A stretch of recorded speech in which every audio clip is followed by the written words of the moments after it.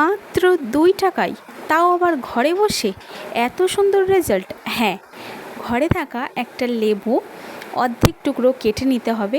তারপর ঘরের রান্নার কাজে আমরা যেই হলুদ ব্যবহার করে থাকি সেই হলুদের থেকে একটুখানি হলুদ নিয়ে জাস্ট লেবুর উপর লাগিয়ে দাও।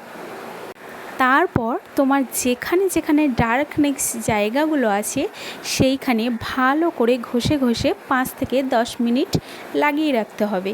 এইখানে আমি 5 মিনিট রেখেছি।